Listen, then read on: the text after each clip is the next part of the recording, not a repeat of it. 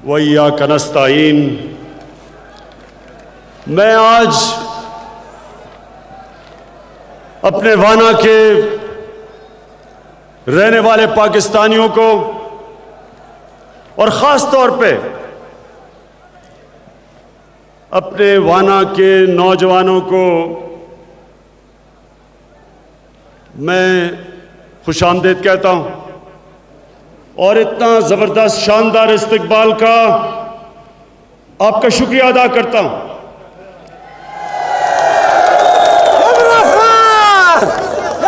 आखिरी दफ़ा वाना में आज से 25 साल पहले आया था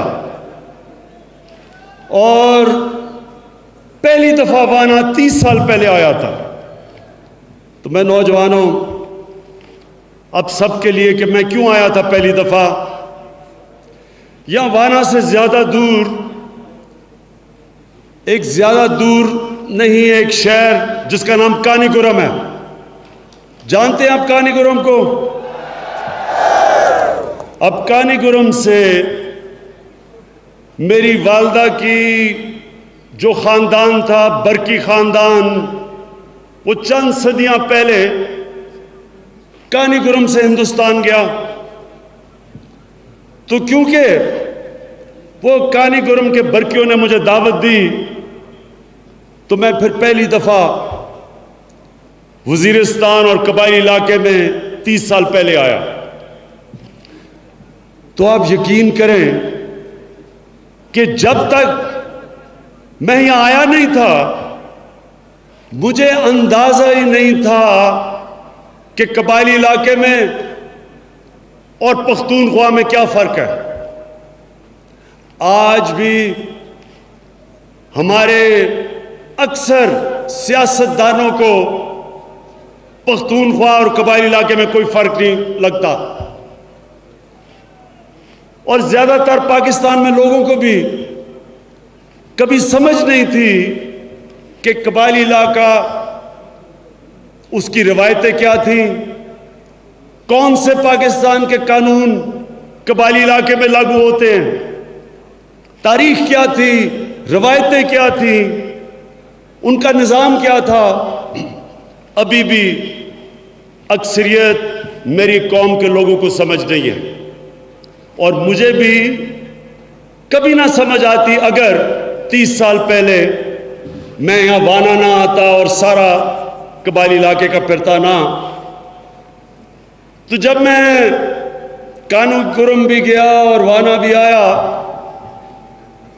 तो मैंने फैसला किया कि मैं इसके ऊपर एक किताब लिखूं।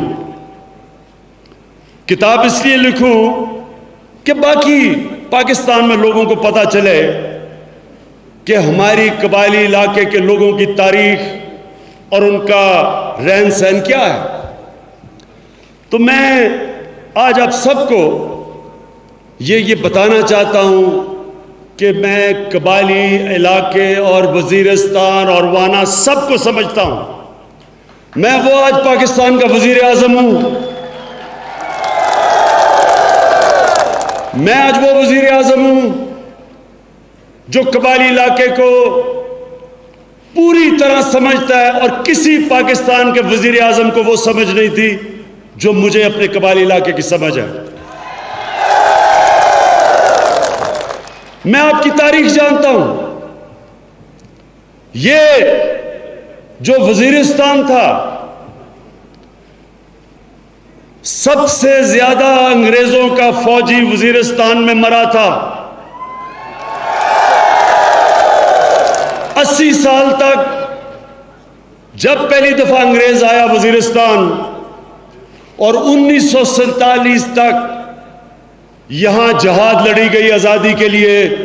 वज़ीरिस्तान के लोगों ने और कबायली इलाके के लोगों ने अपनी आज़ादी की जहाद लड़ी, और 47 तक यहां अंग्रेज फौजी मरता रहा। ये वो लोग हैं जिन्होंने, बड़े बड़े मुजाहिद यहां से निकले, फ़कीर पी, मुल्ला पविंदा, बड़े बड़े नाम थे जिन्होंने अपनी आज़ादी की जंग लड़ी है। फिर जब कश्मीर में मुसलमानों के ऊपर जुल्म हुआ 1947 में, तो कबायली इलाके और वजीरिस्तान से लोग कश्मीर में लड़ने गए और जहाद करने गए। 1965 जब हिंदुस्तान से जंग हुई, तो मुझे अभी भी याद है कि कबायली इलाके के लोग लश्कर गए पाकिस्तानी फौज के साथ जंग लड़ने। और मुझे इतना भी पता है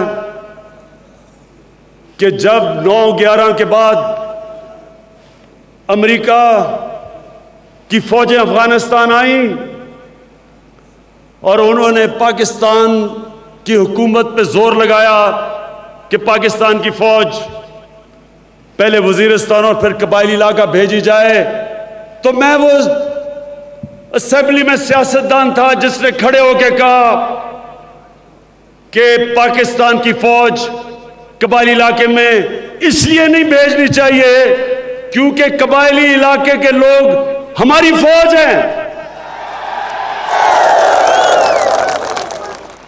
बदकिस्मती से मेरी बात नहीं मानी, क्योंकि हमारे उस वक्त के सरबराह को ना कबायली इलाके की समझ थी, ना उसको कबायली इलाके की तारीख की समझ थी। उसका नतीजा इतना नुकसान हुआ हमारे मुल्क को, हमारी फौज की भी कुर्बानियां हुई और कबायली इलाके के लोगों को, और खास तौर पर वजीरिस्तान में जो लोगों ने मुश्किलात उठाई, वो मैं जानता हूं। यहां से लोगों ने नकल मकानी की, और इस खित्ते की जो रवायत थी उसके अंदर लोगों को अपनी घर की औरतों के साथ यहां से निकलना जो पड़ा, जो उनको मुश्किलात का सामना करना पड़ा, मैं जानता हूं। मुझे पूरा पता है कि यहां कराची से भी, इधर से कराची तक लोग गए, पख्तूनख्वा लोग गए अपने घरों को छोड़ के, और जब वापस आए तो घर भी तबाह हुए थे, माल मवेशी भी गए, दुकानें भी तबाह हुई। ये सब मैं जानता हूं, और ये जानते हुए आज मैं आपके पास आया हूं। आपके पास इसलिए आया हूं कि आपको ये यकीन दिलाने कि आज एक पाकिस्तान का ऐसा वजीर आजम है जो आपके दुख और दर्द को समझता है, और जिसका नजरिया, उसका नजरिया यह है कि पाकिस्तान को मदीना के रियासत के असूलों के ऊपर खड़ा करना है। जो नया पाकिस्तान, जो हमारा नया पाकिस्तान है, दरअसल वो इलामा इकबाल की ख्वाब, और इलामा इकबाल की ख्वाब ये थी कि मदीना के रियासत के असूलों के ऊपर पाकिस्तान बने, और इंशाअल्लाह उन्हीं उसूलों के ऊपर हमने अपने मुल्क को खड़ा करके एक अजीम कौम बनाना है। हमारे लीडर, हमारे पैगंबर नबी सल्लल्लाहु अलैहि वसल्लम, उन्होंने मदीना की रियासत में जो असूल बनाए थे, सबसे अहम असूल अदल और इंसाफ था। कौम इकट्ठी होती है जिस माशरे में अदल और इंसाफ हो। वजीरिस्तान के लोग और कबायली इलाके के लोग तब पाकिस्तान के साथ खड़े होंगे अगर पाकिस्तान की रियासत इन लोगों को इंसाफ देगी। इनसे जो जुल्म हुए हैं, इनको जो नुकसानात हुए हैं, जब पाकिस्तान की रियासत आपके लिए कॉम्पेंसेशन देगी, आपकी दुकानों के लिए पैसे देगी, आपके घरों के लिए जो सर्वे हो रही है, मुझे पता है थोड़ा सा खदशा आता है आपको, लेकिन मैं आपको यकीन दिलाता हूं कि मेरे होते हुए इंशाअल्लाह मैं आपको पूरा इंसाफ दिलवाऊंगा। मुझे ये अंदाजा है कि इस वक्त लोग दुखी हैं क्योंकि उनको जो वादे किए गए वो पूरे नहीं हुए। थोड़ा सा आपको सब्र करना पड़ेगा, इसलिए कि मुझे सिर्फ 8 महीने हुए हैं और हमारी इस मुल्क की बदकिस्मती कि जब मुझे हुकूमत मिली, जो पिछले 10 साल में लूटमार हुई इस मुल्क की, जो इस मुल्क को कर्जों की दलदल में डुबोया गया, वो 2 जमातों ने, जिनके सरबराहों ने पैसा लूट के मुल्क के बाहर लेके गए,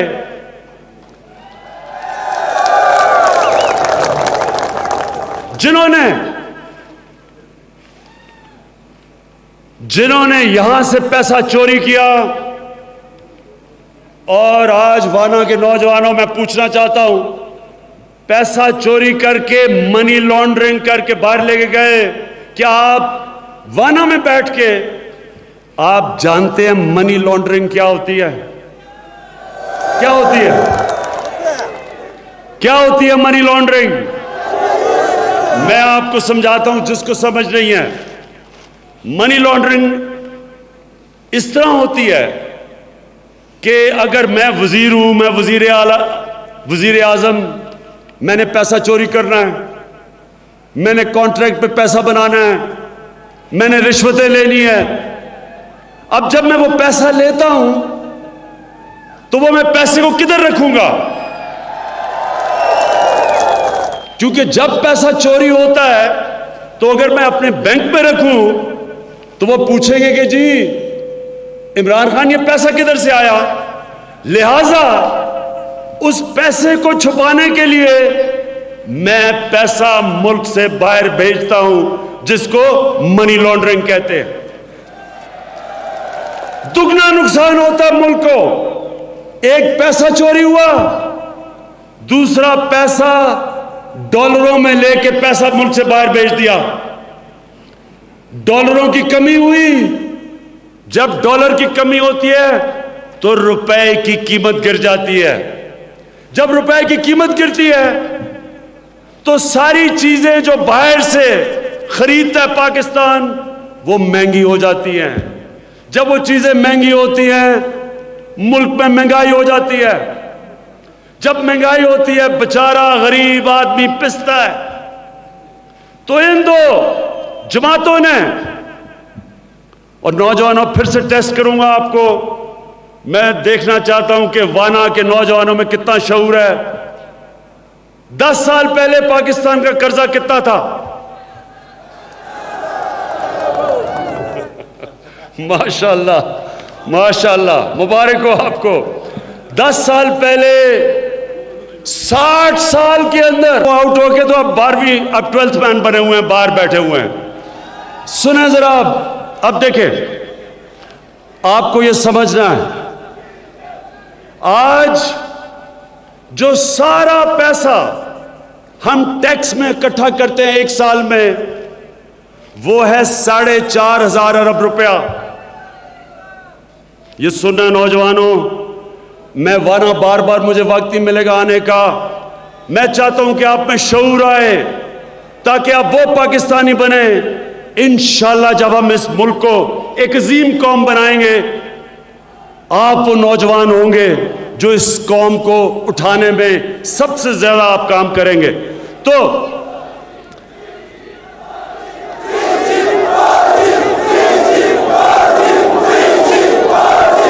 हाँ, वो भी आ रहा हूं, 3G 4G पे भी आ रहा हूं अभी मैं, माशाल्लाह।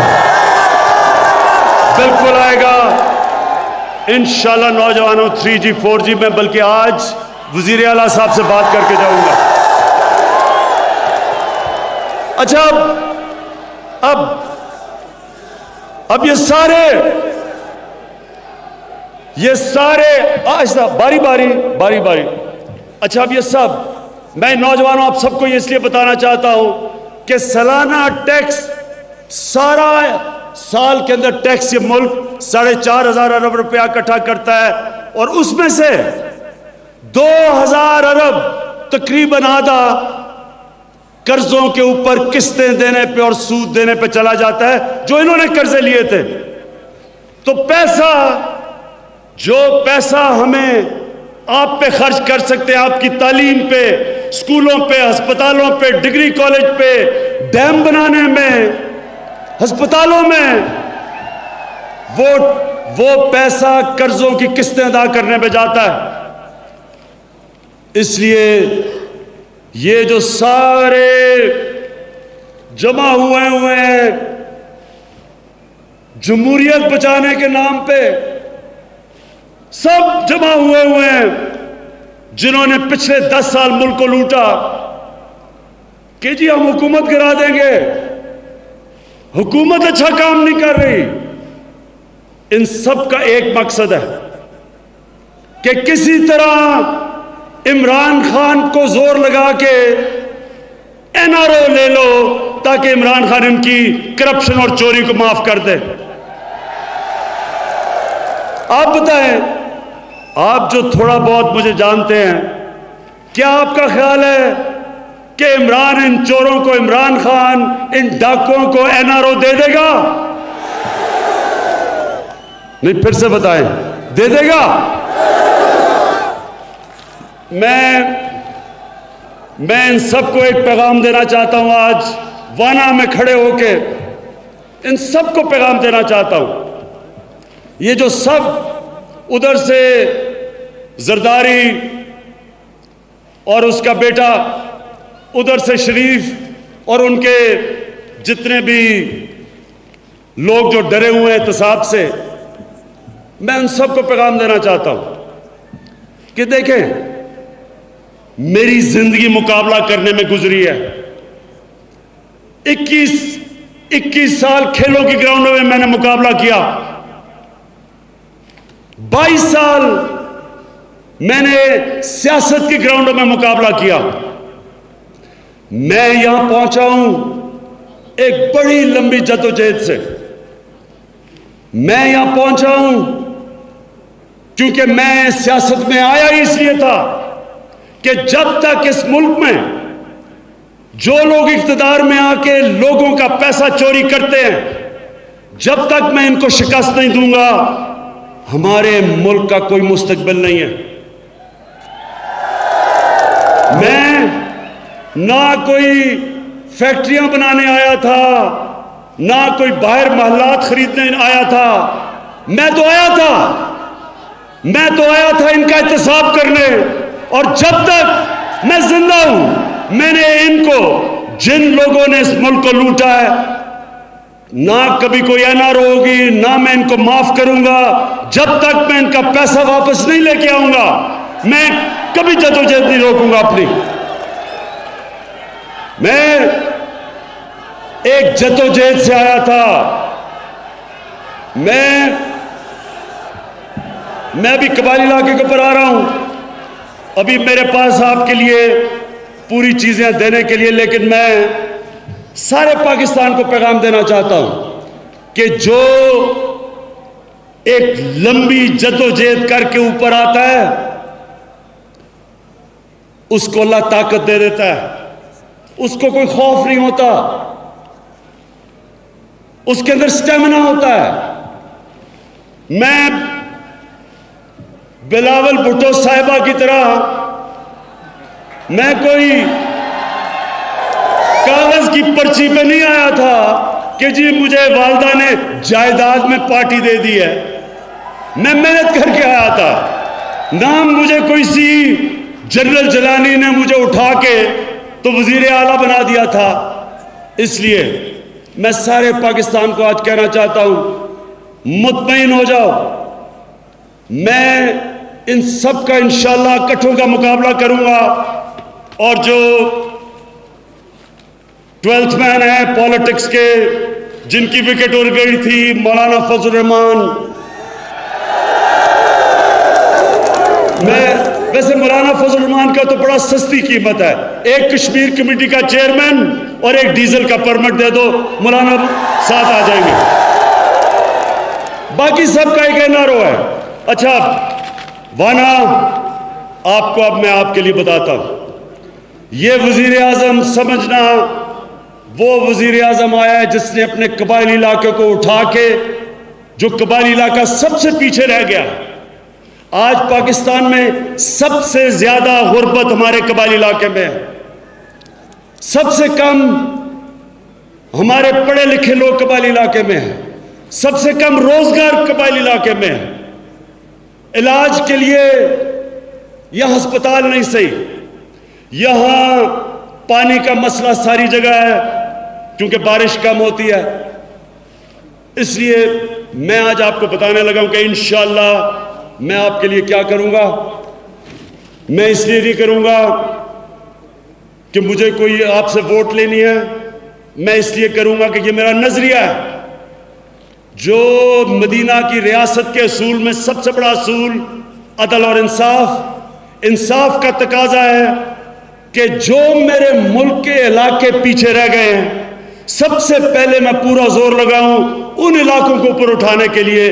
इसलिए इंशाल्लाह आपको मैं ऊपर उठाऊंगा। आपके लिए एक फंड हमने बनाया है, एक स्पेशल फंड, इसलिए कि कबायली इलाके के अंदर जो जंग के वजह से, दहशतगर्दी के खिलाफ जंग की वजह से जो नुकसानात हुए, हमने सारी सियासी जमातों ने फैसला किया है कि एनएफसी में सारे सूबे अपना हिस्सा देंगे, अपने हिस्से में से 3% देंगे कबायली इलाके के लिए। और वो बनता है हर साल 100 अरब रुपया कबायली इलाके के ऊपर खर्च होगा। इसका मतलब 10 सालों में 1000 अरब रुपया खर्च होगा। मतलब यह है कि 70 सालों में जितना पैसा कबायली इलाके में खर्च हुआ है, वो 1 साल में उतना पैसा कबायली इलाके में आपसे खर्च होगा। इंशाअल्लाह जो डेवलपमेंट अब यहां होगी, सबसे ज्यादा हमने तालीम पे जोर देना है। ये मैं अभी भी फैसला किया है कि आपके लिए हमने वाना में बच्चियों के लिए और लड़कों के लिए 2 डिग्री कॉलेजेस,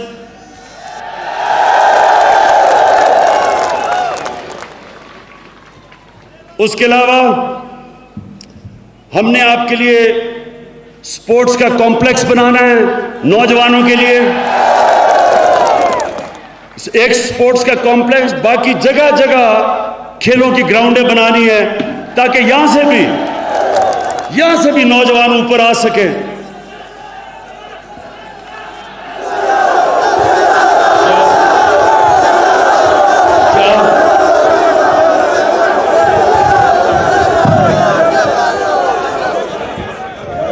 अच्छा आ रहा हूं उस पे भी।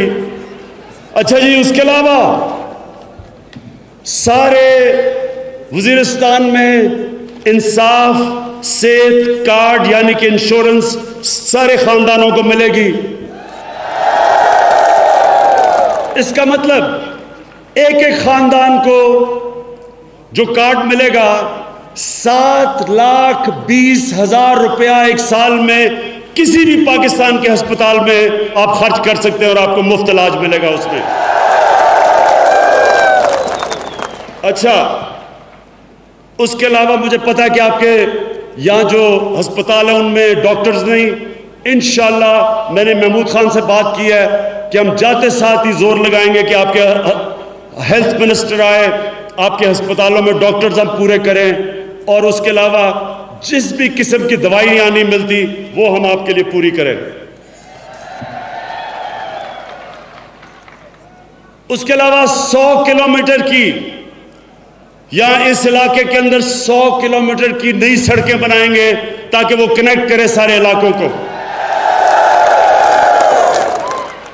पानी के लिए हमने जगह जगह चेक डैम्स बनाएंगे ताकि जब बारिश आए तो पानी बचे। ऊपर देखिए, जब तक छोटी छोटी डैम्स नहीं बनेंगी, आपका जो जमीन के अंदर पानी है वो नीचे जाता जाएगा। इसलिए डैम्स बनेंगी, उससे आपका जमीन में भी पानी ऊपर आएगा और आपको एक ही तरीका है पानी का मसला हल करने के लिए।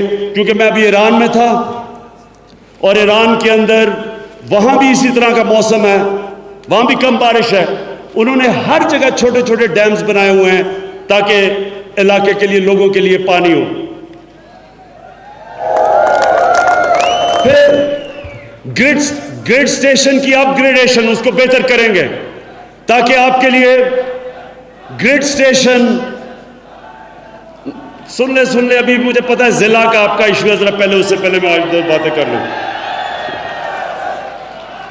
ताकि आपके लिए बिजली मुयस्सर हो। उसके अलावा सोलर बिजली लेके आएंगे जिधर गांव दूर दूर हैं, जिधर ट्यूबवेल में लोड शेडिंग की वजह से पानी नहीं आता, तो इसलिए सोलर एनर्जी ये अब सस्ती होती जा रही है, सूरज से बिजली बनाना। और इंशाल्लाह ये सोलर हम जगह जगह आपके सोलर के जरिए, यानी सूरज के जरिए बिजली बनाने के बिजली घर देंगे आपको। फिर नौजवानों, आपके लिए स्पेशल रोजगार देने के लिए हमने एक स्पेशल स्कीम निकाली है, इंसाफ रोजगार।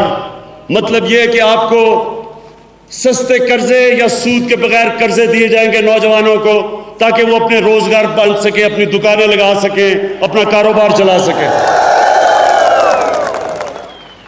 और ये मैं अभी वो बातें कर रहा हूं जो अभी हमारे पास पैसा नहीं है।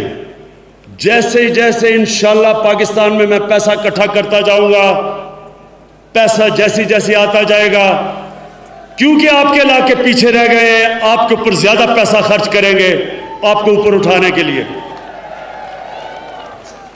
अच्छा, दो चीजें सुन लें। पख्तूनख्वा के साथ जम हो रहा है कबायली इलाका। आपको दो मसले आएंगे, मैं आज आपको कह रहा हूं क्योंकि मैं आपका निजाम समझता हूं। आपका सबसे पहला मसला यह होगा कि इंसाफ जो यहां कबायली इलाके में मुफ्त इंसाफ मिलता है, आपका जरगा का निजाम है।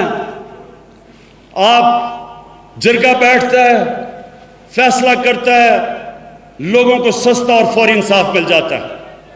इस वजह से 9/11 से पहले कबायली इलाका पुरअमन इलाका था। बाकी पाकिस्तान के मुकाबले में कबायली इलाके में जुर्म होते ही नहीं थे, पुरअमन इलाका था। शायद ही कहीं जुर्म होता था क्योंकि फौरी और सस्ता इंसाफ होता था। दूसरा, आपका एक बेहतरीन पुराना बुल्दियाती निजाम है, यानी आपका गांव अपने फैसले करता है। गांव का जरगा बैठता है, जिसको अंग्रेजी में काउंसिल कहते हैं, वो बैठता है, गांव के फैसले करता है, गांव अपने फैसले करती है। गांव को कोई नहीं जाना पड़ता कहीं और से इजाजत लेने के लिए और काम करवाने के लिए। ये जो दो चीजें हैं,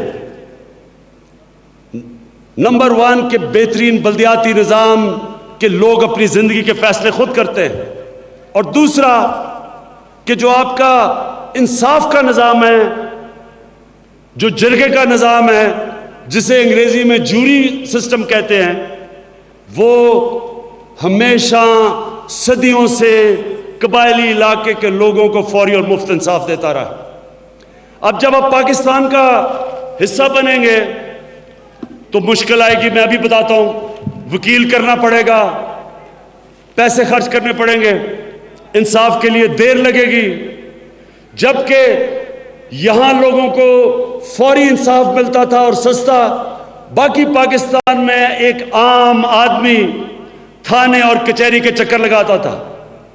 तो इसको, अब ये जो आपका निजाम है, ये हम जो नया पाकिस्तान के अंदर सूबा केपी में और पंजाब में जो नया बल्दियाती निज़ाम लेके आ रहे हैं, वो हमने आपके कबायली इलाके से सीख के वो इस्लाहत कर रहे हैं पाकिस्तान बाकी जगह के ऊपर। और हम क्या कर रहे हैं, हम अब गांव तक इलेक्शन कर रहे हैं ताकि गांव के लोग इलेक्ट हों और खुद फैसले करें अपने गांव के, बजाय इसके कि जो पुराना निज़ाम था उनको यूनियन काउंसिल या डिस्ट्रिक्ट में जाना पड़ता था, वो गांव के अंदर ही अपने फैसले कर सकते थे। तो ये नया निज़ाम लेके आ रहे हैं। पहली दफ़ा पख्तूनख्वा में हुआ था पिछली बारी 2013 में, अब ये पहली दफ़ा एक नया निज़ाम आ रहा है कि गांव के भी इलेक्शन होंगे, पंजाब के अंदर भी और पख्तूनख्वा में।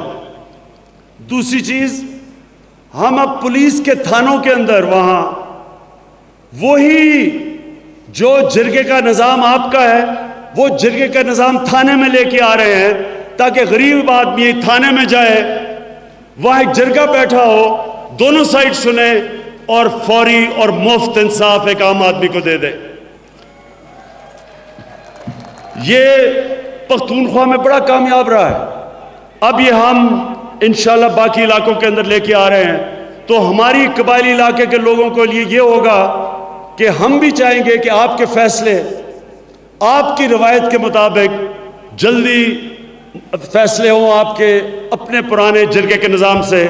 और दूसरा, जो बल्दियाती इलेक्शन जब हो जाएगा, आपके गांव खुद फैसला करेंगे, अपने डायरेक्ट फंड आपके गांव में आएगा, गांव के लोग फैसला करेंगे कि फंड उन्होंने किधर खर्च करना है। तो ये दो चीज़ें मैंने कहा आपको बता दूं, क्योंकि ये जब आप जम होते जाएंगे तो ये आपको मुश्किलात आएगी। एक चीज़ मैं आपको बता दूं कि यहां लोग हैं जो नौजवानों को इंतशार की तरफ लेके जा रहे हैं, क्योंकि जो लोगों को तकलीफ है, जो लोगों के लिए मुश्किलात हैं, ये सोच ये है कि उसको आपके दुख और दर्द को कैश करके फायदा उठाया जाए और इंतशार फैलाया जाए। मैं ये आज आपको कहना चाहता हूं कि इनमें से आम तो सारे जो नौजवान हैं वो ठीक है, इनको कई ऊपर से इनके जो ऐसे लीडर हैं जिनको बाहर से पैसा आ रहा है, जिनको बाकी यहाँ की जो जमातें अपनी करप्शन बचाना चाहती हैं, वो भी इनकी मदद कर रही हैं। नौजवानों, इस वक्त कबायली इलाके में हमें अमन चाहिए, हमें किसी किस्म का इंतशार नहीं चाहिए। अब वक्त है कि हम इस इलाके को ऊपर उठाएं, और एक ही तरीके से ये इलाका पीछे रह जाएगा अगर आपस में इंतशार शुरू हो गया। तो मैं आज आपको कहना चाहता हूं, मैं आपके साथ खड़ा हूं, मैं वजीर आला को लेके आया हूं खास कि हम इंशाल्लाह आपके सारे मसले हल करेंगे। साथ परवेज खटक मेरे जो पुराने वजीर आला हैं, हम सब मिलके हमने फैसला किया है कि सारे कबायली इलाके में हम आपके मसले हल करेंगे। जहां तक आपकी बात आ गई डिस्ट्रिक्ट की, जिले की, ये जरा आपने मेरे गौर से बात सुनी है। मैं बड़े आराम से कह सकता हूं कि मैं जिला अनाउंस कर रहा हूं, लेकिन मुझे डर यह है कि आपस में इंतशार ना हो जाए, आपके अंदर इंतशार ना हो जाए, क्योंकि मुझे पता है कि जब आपका इंतशार होता है और आपकी लड़ाइयां होती हैं, 100 साल तक आपके बदले जाते हैं, आप एक दूसरे को माफ नहीं करते। मेरा आपसे वादा है कि मैं पूरा बैठ के इसको सारा कुछ स्टडी करूंगा, स्टडी करके इंशाल्लाह फिर आपको अगर जो भी बेहतरीन चीज होगी मेरे पे एतमाद करें। अगर जिला आपके लिए बेहतरीन है या सबको मिला के दूसरों को भी मना के इंशाल्लाह आपके लिए वो करूंगा जो आपका भाई, जो आपके लिए बेहतरीन चीज है। देखिए, आप इमरान खान से कोई वो चीज नहीं तवक्को करते कि मैं किसी चीज जो भी आपसे वादा करूं वो पूरा करूं। तो जब तक मैं वादा आपसे पूरा नहीं कर सकता, मैं गलत वादा नहीं करूंगा। ठीक है? अच्छा, मैं आखिर में आप सबका शुक्रगुजार हूं नौजवानों। अच्छा, एक हफ्ते के अंदर मुझे एक हफ्ता दो, मैं सबसे मुशावरत करके और इंशाअल्लाह हफ्ते के बाद आपका जिला अनाउंस कर दूंगा सबसे मुशावरत करके। 30 साल कबल वाना आया था। कबायली इलाक़ाजात की तारीख़ व तहज़ीब से बखूबी वाकिफ़ हूँ। कबायली इलाक़ों की नकल मकानी की तकालीफ का भी अदराक है। हमारा नज़रिया पाकिस्तान को रियासत मदीना के रहनुमा उसूलों पर उस्तवार करना है और हमारे नबी करीम सल्लल्लाहु अलैहि वसल्लम ने जो उसूल रियासत मदीना